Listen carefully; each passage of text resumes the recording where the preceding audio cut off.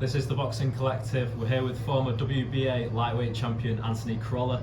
First off, Anthony, how are you? I'm good, thank you. Busy morning in the gym, bit of sparring, bit of conditioning for some of the lads, bit of sharpening up for two of the lads who are fighting weekend, bit of flash pads and whatnot. But yeah, mate, no, all good, busy times.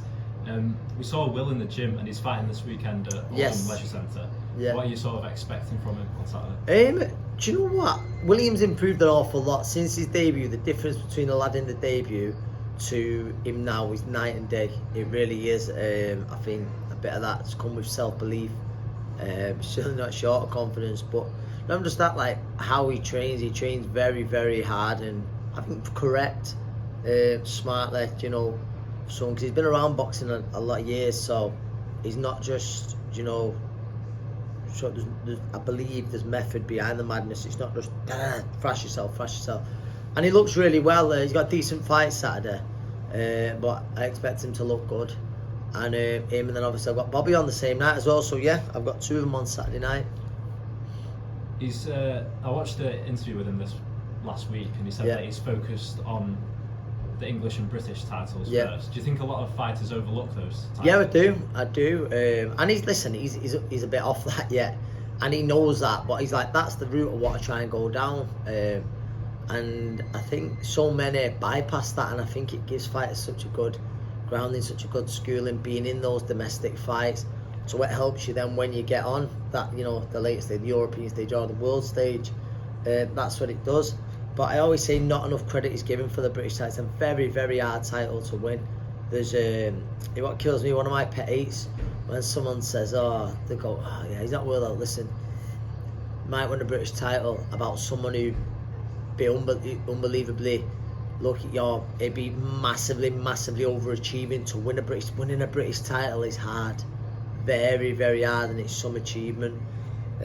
So yeah, talking, you know, I do believe that's the route to go down, yeah.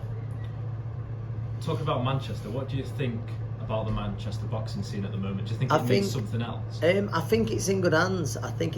However, we want an arena headliner, don't we? Want someone who can headline it, and I'm hoping Zelfa can be like, I think he's got the talent to do it. I said it for a long time.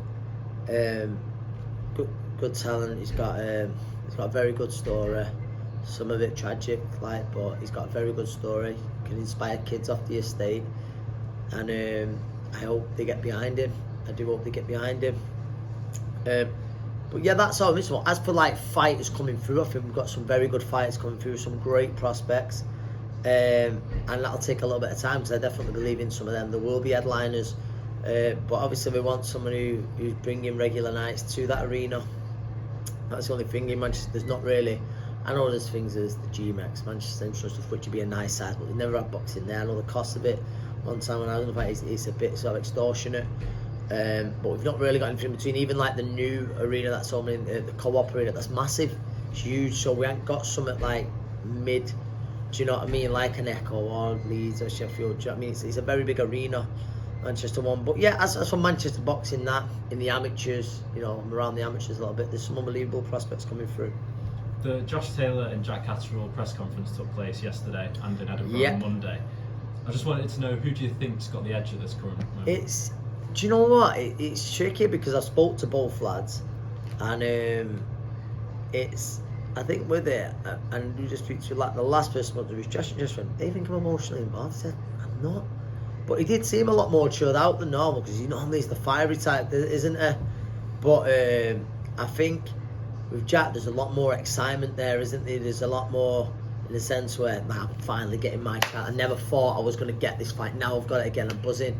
Who do I think has got the edge? I can't look too much into it because Jack's super laid back. I know Jack well.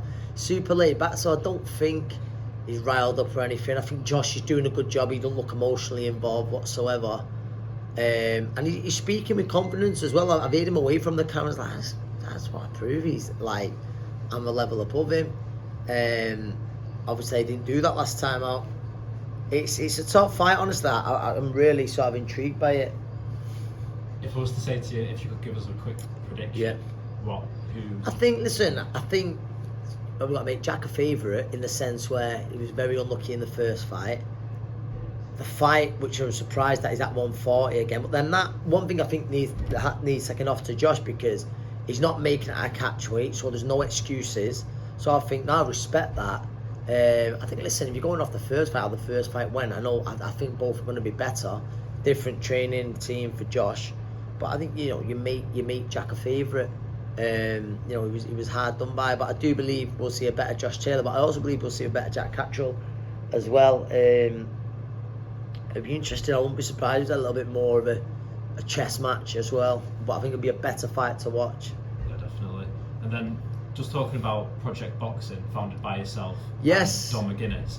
For the viewers who don't know about it, could you explain what the project is? Yes, so I know what Project Boxing is. It is obviously we'll manage a few fighters as well, so but we'll try and bring in certain fighters to be sponsors, but also it'll be like training camps. We'll have a few overseas training camps. We'll have a few in the UK where these fighters wouldn't get the opportunity to do them without this. Whenever we go away, we try and give back to the local community, sort of with the amateurs at grassroots. We always try and do that. But yeah, it's something that I'm looking forward to getting into. Hopefully, get, you know, a few fighters under the banner, and yeah, it's a nice little project that we're working with. Dom's a good guy. He's got very good contacts in the media world as well. It helps train the fighters sort of media wise, which he's done with some of the 2012 Olympic squad. That's so he's got great experience in that. But yeah, that's what we're about. Thank you very much, Anthony.